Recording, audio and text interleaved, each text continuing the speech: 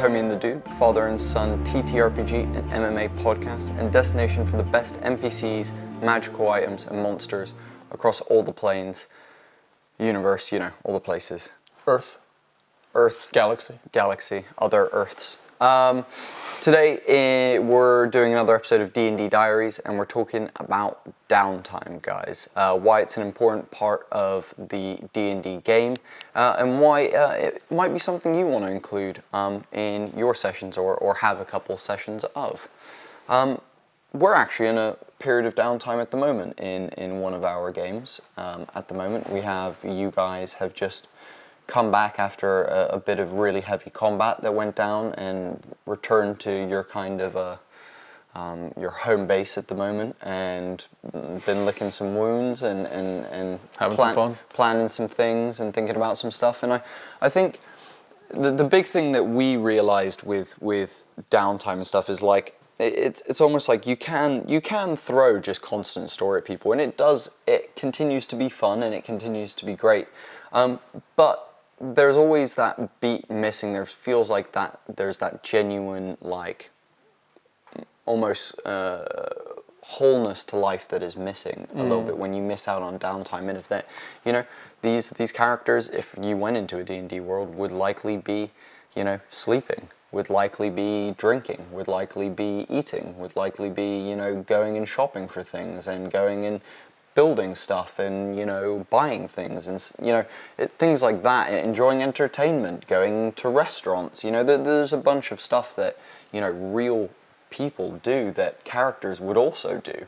I think it's important to allow your players to have some of that time. Now you might think, well, it's not progressing my story, I'm not getting anywhere, the characters are just messing around, like, what's the point? Well, we've broken it down into a nice easy pros and cons list for you guys today, and we're going to go through some of that. Yeah, I think, I'm just thinking about our downtime session, and the words I think you used were out of a heavy combat session. So we were scraping just to stay alive in a very, very intense moment of combat, and to come out of that and then to lock into another march to an additional combat would feel a bit or even just another intense situation. Like, yeah, it's almost like you need dynamics. You can't have all rise, it can't all be just like, can't have that Christopher Nolan like drum music the entire the entire movie. You need some breaks. I'm thinking about songs, right? So songs, I love songs that at the end there's a build and there's some improvisation and some jam at the end that but if you started with that and you didn't have an arc of lows and highs and that gradual building, then you don't get the payoff that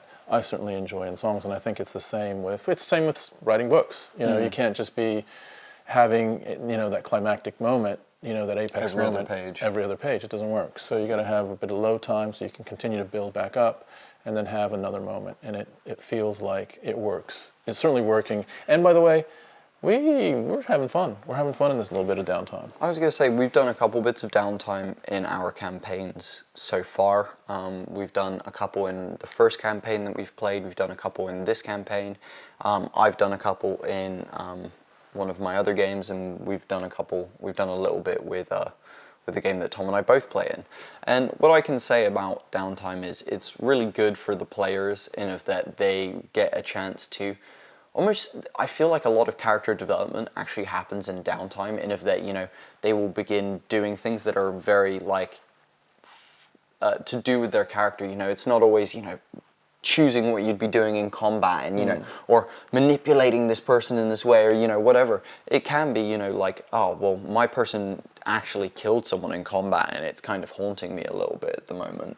Yeah. So I need to go take some time, and I need to go, like, be, in a monastery, or I need to go pray or meditate for a little bit. So actually, while you guys are all going out for some drinks at the pub, I'm gonna go head off and I'm gonna go do some of this. And, it can then lead to new character development and stuff. Furthermore, it allows the players to explore their surroundings. So wherever you do the downtime, it gives your players a chance to go and encounter some of where that is, whether it be, a city, a town, a village, a single building, whatever it may be. it does allow you to have a little bit of exploration, which is something that in D&D seems to be the smallest of the three pillars amongst combat, role-playing, and exploration. It seems exploration often takes a back seat, but downtime is a really good time for your players to explore and engage with the city and the world around them, I'd say. I got a theory. Ready? Go on. Okay. Elements of combat can influence downtime dynamics, right? So you come out of a combat, there might be something that goes down in the combat that you want to have a little bit of breath just to like debrief almost. Be like, yo, this is what went down. Wow, that was awesome that you did that. So there's an element of that affecting building relationships, deepening relationships, but also coming out of downtime, those moments, those connections, those conversations can influence the dynamics in a combat. Totally. Or in a role play. So, all of that sort of, that transition, it's complementary, both going into downtime, whatever's achieved in downtime, and then coming back out again, I think enhances the PC perspective. I would agree with that as well. And, it's one really good for enhancing the player immersion, make them feel like they're part of a real world. But also as a DM, like, it gives you a little bit of a break. Like, you can, do a bit more planning if you've got a bit of like world building to do, or you have a big thing coming up in the next couple of sessions that you need to do like some extra prep for, whatever. A bit of downtime for your players can give you that time as a DM to begin prepping things. For example, the reason we have downtime at the moment is because our players are prepping to do a heist during a festival in a city. So the players are using this downtime to plan this heist and to prepare themselves, whether that be collect new items, new weapons. They, I believe, are going to look for the blueprints to the building so they can work out how they can get in. I believe they're going to look for the distribution schedule of the item that they're trying to steal from inside so they can find out when it will be there, and things like that. And what it does allow is it allows me to plan where you guys are heisting. It's given me some time to go, cool. So I need to think about, what does the reservoir, how many rooms does it have? What kind of stuff is in there? Who's guarding it? What, like during a festival, who's guarding it? What's going on in there? Are people drinking inside the reservoir because it's a like what's going on? And so it's given me a bit of time as a DM to begin planning that, which I think is very valuable for dungeon masters and game masters. Yeah, I also think like the image that came to mind for me when you said it's a time for preparation is going into battle. You have, I'm thinking, I guess maybe in Roman times or back in Troy times, where the night before you got like people like sharpening their swords, like making sure that their equipment is ready. And that's the analogy of, rest, attunement, crafting, upgrading, all these things that that you need to have if you're going to be going into a situation that's going to call, it's going to really, really challenge the team. And it's why, do you know what, it's something why, and a lot of DMs might agree with this. I know a dungeon master that I'm a big fan of posted something on Twitter the other day saying you should give your players loads of magical items. Like, it enhances the game. Give them like a decent amount of magical items.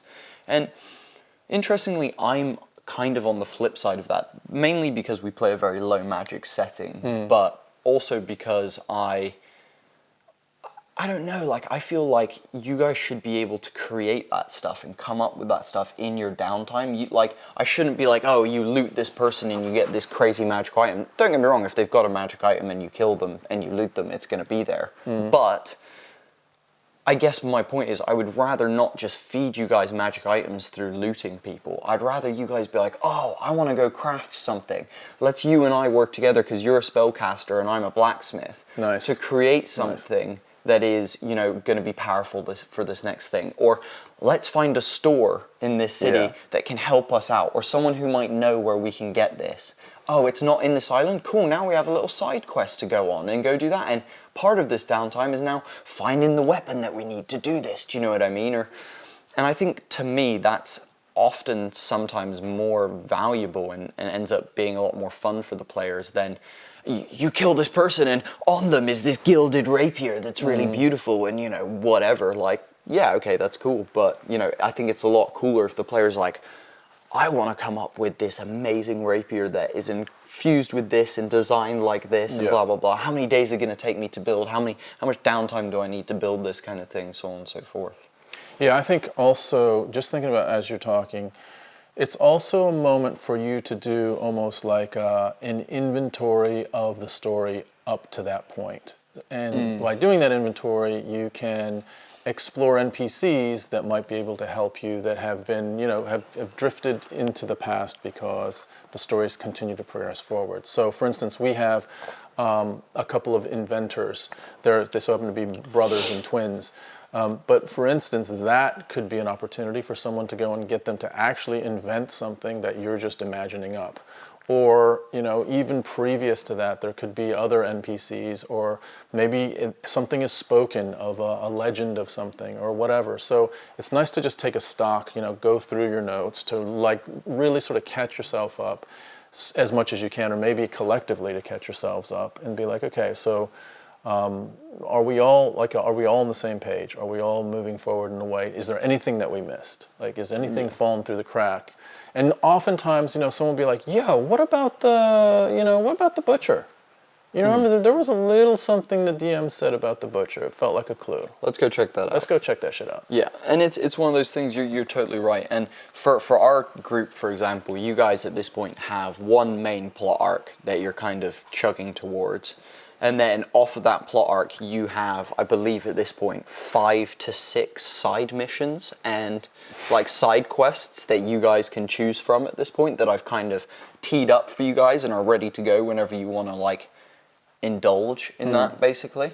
But it's one of those things that, you guys can really choose. It allows you guys to have a lot of options, but it does require a lot of creativity from players during downtime. So there's a lot of pros to downtime. Now, some of the cons to downtime are some players do find it really boring. There is players who want to just keep smashing through things and charging through and killing things and, finding plot and driving towards that main plot.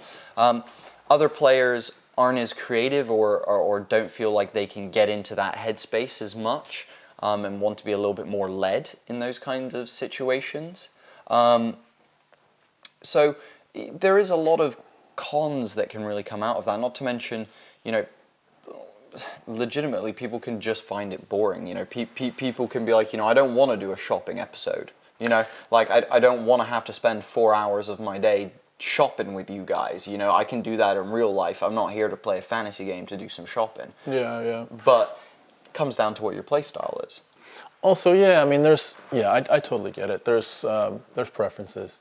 My personal preference, and I know this is counter to the cons, is, man, downtime has some real opportunity for some fun, fucking magical like moments that can be hilarious, that can be also like, emotional. There can just be some really, and it doesn't have to have a lot of plot behind it. It just can be like a space where there's a conversation happening, or there's just a funny occurrence that NPCs are choosing to explore. But it does require, you're right, it does require some creativity, and it requires openness to see where this goes.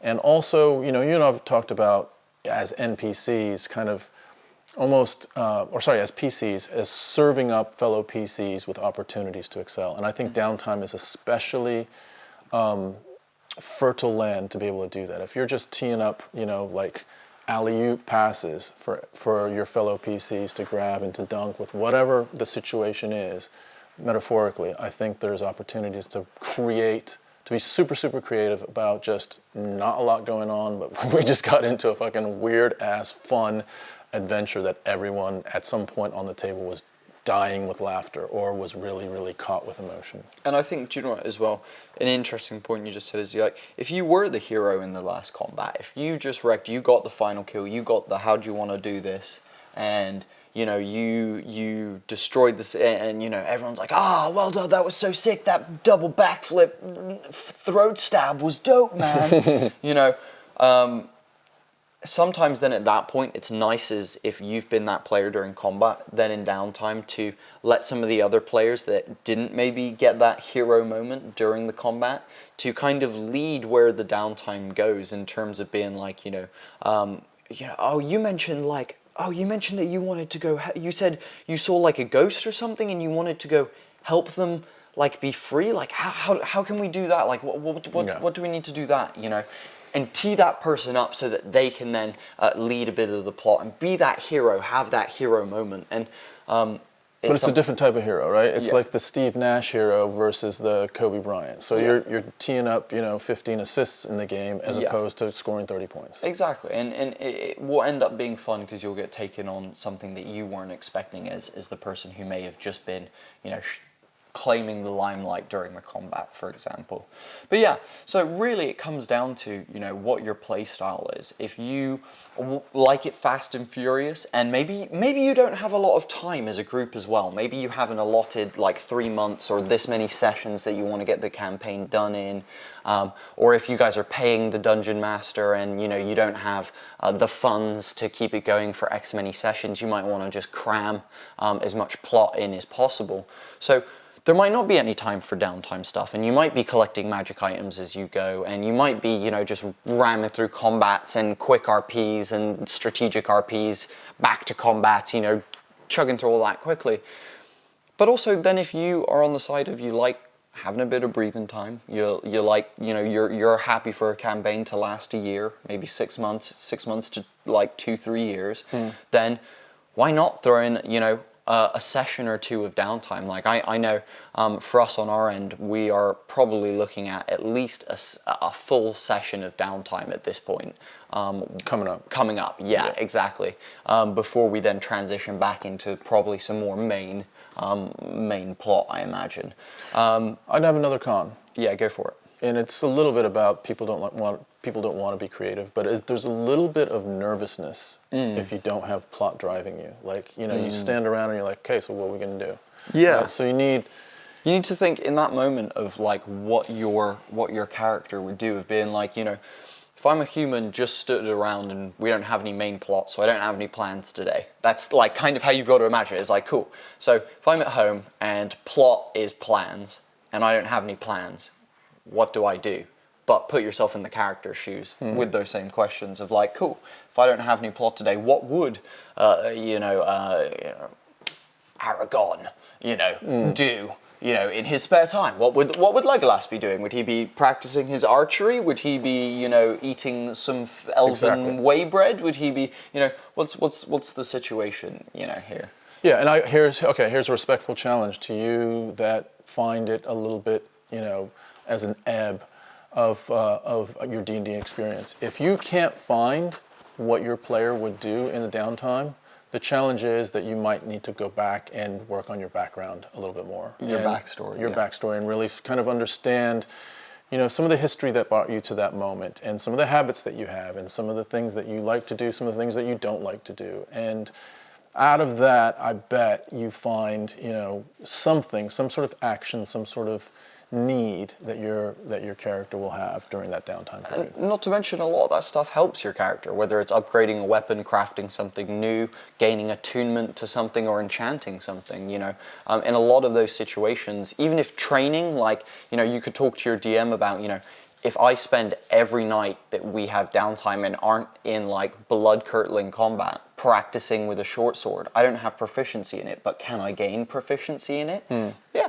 After X amount of time, you need to gain this many like points in short sword, and maybe then if you practice, for 20 nights or something, I'll give you proficiency. And that kind of thing really does allow for cool character development, because then also, next time you're in combat, shing, you pull out the short sword. The rest of the party's like, whoa, where'd you learn that? You've been using that great axe this whole time. Yeah. I've been practicing in the back. I've been watching how you do it, and I've been practicing. This is just what I was just going to say. We have an occurrence where actually another player has asked you, can I show Tom's player one of my abilities. Yeah, I want to show him how to cast some magic. Yeah, I and want to so teach him some magic. There is definitely an opportunity where like maybe a player is underpowered with some aspect. So I definitely don't have much ranged ability in my combat. So this other player was like, hey, we could maybe like not only just get to know each other a little bit more in our characters, but also give you a little bit more of a boost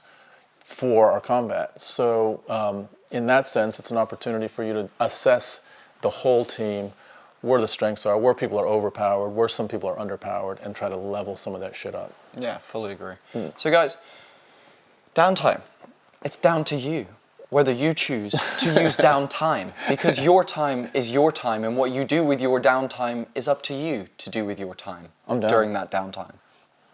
I'm down. I'm down. Is it time? It's time. And with that, guys, we hope you enjoyed this episode of D&D Diaries. We hope to bring you another fun one very, very soon. Otherwise, we're Homie and the Dude, the father and son TT, RPG, and MMA podcast, and the best destination across all the planes to get NPCs, magic items, monsters, constructs, elementals, monstrosities, abjurations, Supplements. That covers it. 5e TTR. All of it. But bye guys. Yep. And You ready to go? And we'll do that thing where they hold up this thing and they keep talking in the newscast. Anchorman.